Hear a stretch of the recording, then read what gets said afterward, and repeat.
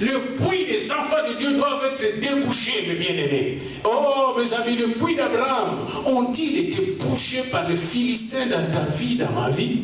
Le puits d'Abraham, la conception que Dieu m'a donnée, quand il partout, j'ai lu des commentaires, la conception de ce puits qui était là, le puits d'Abraham, c'était la bénédiction, c'était la vie de ses chameaux, c'était la vie de ses vaches, c'était la vie de ce bœuf, c'était la vie de ses dromadaires, c'était la vie dans les camps. Le puits donne l'eau dans les déserts.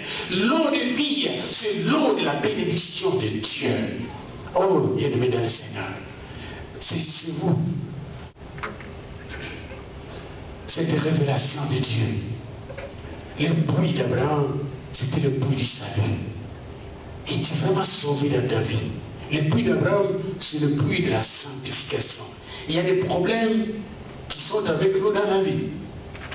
Oh, on a déjà parlé ici, on peut parler d'adultère, on peut parler, mais on peut aussi parler de la rancune, l'amertume, la colère, toutes ces choses. Quand vous avancez ici, il faut renoncer à ça parce qu'il faut prendre Dieu dans toute sa plénitude. La rancune, la colère, l'amertume, parfois des tristesses non fondées que vous allez chercher je ne sais où. Il y a beaucoup de choses qui empêchent la sanctification. Les guérisons sont de pluriel toujours dans la Bible. Vous devez guérir dans votre âme, dans votre esprit et dans votre corps. Et vivre dans le royaume du roi des rois. Isaac, quand il était en train de déboucher le puits, il était en train de déboucher toutes les bénédictions. Quand vous lisez le chapitre 26, c'est un chapitre qui termine par la bénédiction qui pleut partout. La bénédiction coule partout, parce que le puits ont été débouchés. Alors, si j'étais vous, ou ce que je vous demanderais, si j'étais vous, n'est-ce pas, et ensemble, c'est de regarder dans votre vie quels sont les puits que les Philistins de ce monde ont bouché dans ma vie. Ça peut être le puits de mariage aussi. Nos mariages qui sont attaqués souvent. Oh, moi peut-être c'est le puits de la santé qui est bouché par les Philistins de maladie. Oh, moi, ce sont le puits du travail qui sont bouchés. Oh, le Seigneur me montrait, savez-vous qui sont les Philistins? Tous qui lancent des sorts pour que les enfants de Dieu puissent être misérables. Vous connaissez cette histoire, et c'est écrit dans un livre. Quelqu'un était dans un avion, il voyageait avec une personne qui semblait prier intensement à côté de lui. Puis il a demandé à l'homme, mais vous priez pourquoi?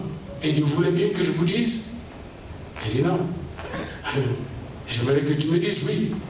Il dit, je prie, je suis en train de lancer des sorts contre les églises qui sont dans telle place, pour faire tout soit fermé là-bas.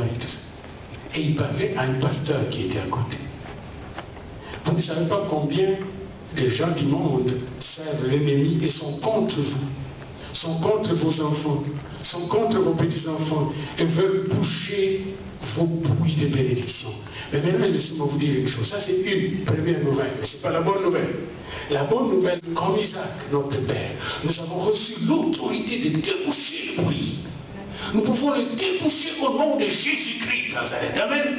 Isaac ne s'est pas occupé de Philistins. Après avoir débouché le puits, regardez ça dans Genèse 26. Après avoir débouché le puits et avoir été béni par Dieu, regardez ce qui se passe. Abimelech, verset 26. Abimelech, Genèse 26, verset 26. Abimelech vint de Guérar auprès de lui.